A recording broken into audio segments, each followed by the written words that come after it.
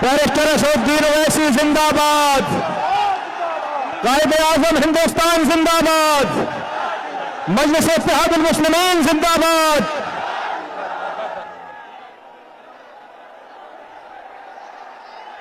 बिस्मिल्लाहिर्रहमानिर्रहीम। अस्सलामु अलैकुम व रहमतुल्लाहि व बरकातहू। मुअज़्ज़िज़ हाज़रीन इकराम, बुजुर्गान कौम और मिल्लत, मेरी इज़्ज़तदार माँ और बहनों, गयूर नौजवान साथियों, मैं आप तमाम का दिल की गहराइयों से शुक्रिया अदा करता हूँ कि बहरेज की सरजमीन और मटेरा विधानसभा में जो मजलिस-ए-इत्तेहादुल मुस्लिमीन का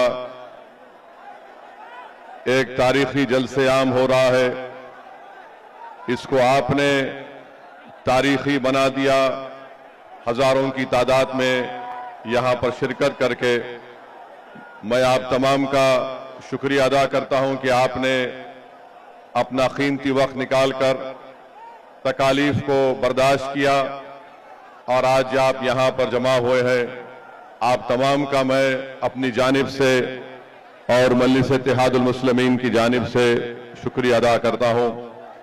मंच पर बैठे हुए उत्तर प्रदेश के मजलिस-ए-इत्तेहादुल मुस्लिमीन के सदर मोहतरम जनाब शौकत अली साहब और उत्तर प्रदेश के तमाम जोन के जिम्मेदार, यहां के विधानसभा के इंचार्ज और तमाम मजलिस के अराकीन, मेरे अजीज दोस्तों और बुजुर्गों, मैं आपके सामने ये अर्ज करने के लिए आया हूं कि जैसा कि आप जानते हैं कि आइंदा साल उत्तर प्रदेश में विधानसभा के चुनाव होने जा रहे हैं और मजलिस-ए-इत्तेहादुल मुस्लिमीन हमेशा ये कोशिश करती आई है कि जहां पर कमजोरों की एक सियासी ताकत को मजबूत किया जाए। मेरी आपसे गुजारिश ये है कि आप जानते ये हैं कि अगर आप संविधान को पढ़ेंगे तो संविधान के दफा 37 को अगर हम पढ़ेंगे और संविधान का जो पहला पन्ना है, पहला सफा है, उसको अगर आप पढ़ेंगे तो उसमें लफ्ज इस्तेमाल हुआ इंसाफ का, जस्टिस का। अगर आप संविधान की दफा 37 को पढ़ेंगे तो उसमें बात आई है सियासी इंसाफ की। इसी सियासी इंसाफ की लड़ाई असदुद्दीन ओवैसी और मजलिस-ए-इत्तेहादुल मुस्लिमीन लड़ रही है। अगर आप चाहते ये हैं कि जमीनी सतह से उत्तर प्रदेश में आपकी एक लीडरशिप बने, तो मेरी आप तमाम से गुजारिश है कि आने वाले विधानसभा में हम तमाम को मुत्तहिद होकर अपनी एक सियासी लीडरशिप को बनाना पड़ेगा। ये संविधान हमको इस बात की इजाजत देता है, वो संविधान जिसको बाबा साहिब अम्बेडकर ने बनाया, और बाबा साहिब अम्बेडकर ने संविधान के पहले पन्ने पर इंसाफ को लिखा। बाबा साहिब ने संविधान की आर्टिकल 37 में उसका जिक्र किया। यही लड़ाई आज शौकत अली की क़ियादत में उत्तर प्रदेश में मजलिस-ए-इत्तेहादुल मुस्लिमीन बरसों से लड़ती आ रही है। मेरे अजीज दोस्तों और बुजुर्गों, मैं आपको ये बताना जरूरी समझता हूं कि अगर हम समाजी और माशी इंसाफ को हासिल करना चाहते हैं तो पहले सियासी इंसाफ होना चाहिए। आज आप जानते हैं कि जब तक हम अपने नुमाइंदों को कामयाब नहीं करेंगे जो उत्तर प्रदेश की विधानसभा में जाकर आपकी बेबाक आवाज बने, आपके मसाइल की तर्जुमानी कर सके, आपके लिए हक की लड़ाई लड़ सके। याद रखिए, कोई उठकर यह कह सकता है कि ओवैसी, क्या तुम नहीं देखते कि उत्तर प्रदेश के विधानसभा में बड़ी बड़ी पार्टियों के मुसलमान और दलित विधायक जीत कर जाती हैं। मेरे अजीज दोस्तों और बुजुर्गों, मुझे यहां पर मान्यवर कांशीराम याद आते हैं। जब कांशीराम साहब से भी यह सवाल किया गया था तो मान्यवर कांशीराम ने कहा था, ये जीत के जरूर जाती है मगर ये चमचों का रोल अदा करते हैं। तो मैं आपसे अपील कर रहा हूं कि आप मुत्तहिदा तौर पर अपने वोट का सही इस्तेमाल अपनी एक सियासी लीडरशिप को मजबूत करने के लिए कीजिए। यकीनन इंशाअल्लाह ताला हमारी भी कोशिश होगी कि दोबारा यहां पर बीजेपी की सरकार उत्तर प्रदेश में ना बने। मगर याद रखिए, इस बात को याद रखिए कि ये जिम्मेदारी सिर्फ मुस्लिम अक़लियत के कंधों पर रखी नहीं जा सकती है।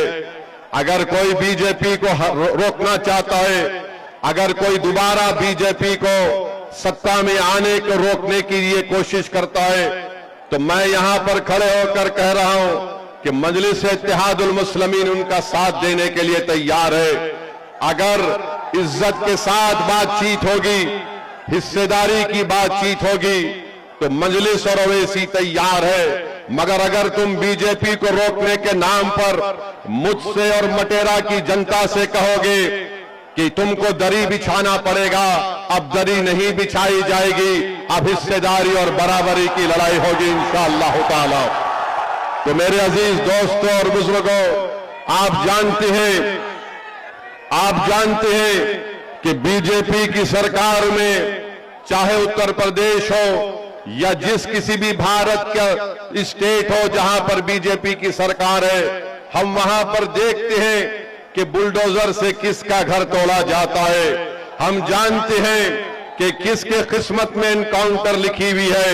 हम जानते हैं कि किस समुदाय के नौजवानों की जवानी को जेल में डालकर बर्बाद कर दिया जा रहा है।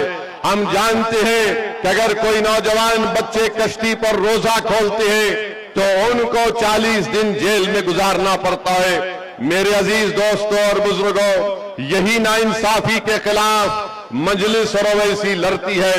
इसीलिए आज हम पर इल्जाम लगा दिया जाता है। अरे इल्जाम लगाने वालों, तुम जितना इल्जाम लगा सकते लगा लो, मगर हम अपनी लड़ाई से पीछे हटने वाले नहीं है। जब तक भारत का संविधान, जिसको बाबा साहिब अम्बेडकर ने लिखा, उस संविधान में जो बाबा साहिब अम्बेडकर ने जिन बातों का जिक्र किया कि पॉलिटिकल जस्टिस को हासिल करना है, इंशाअल्लाह ताला असदुद्दीन ओवैसी की जिंदगी जब तक अल्लाह मुझे जिंदा रखेगा, हम इस लड़ाई को जारी रखेंगे। और मैं आपको बताना चाह रहा हूं कि यहां पर उत्तर प्रदेश में आप देखते हैं कि एनकाउंटर के नाम पर कई मासूम लोगों को तकलीफ दी जाती है। मीडिया ने रिपोर्ट किया कि 17,000 एनकाउंटर हुए। बताइए, संविधान रूल ऑफ लॉ की बात करता है, संविधान रूल बाय गन की बात नहीं करता। संविधान के बरखिलाफ अगर कोई काम करता है तो ये अनकॉन्स्टिट्यूशनल है।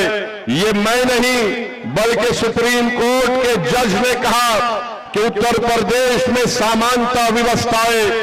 इलाहाबाद हाई कोर्ट के जज जनाब विनोद साहब ने बात कही है। 19 मार्च को मंसूर अहमद को पकड़ लिया गया, पुलिस कस्टडी में रखकर जुल्म किया गया, एनएसए लगा दिया गया। इलाहाबाद हाई कोर्ट ने फैसला दिया कि मंसूर अहमद को 2 लाख रुपए पुलिस के उस ओहदेदार को देना पड़ेगा।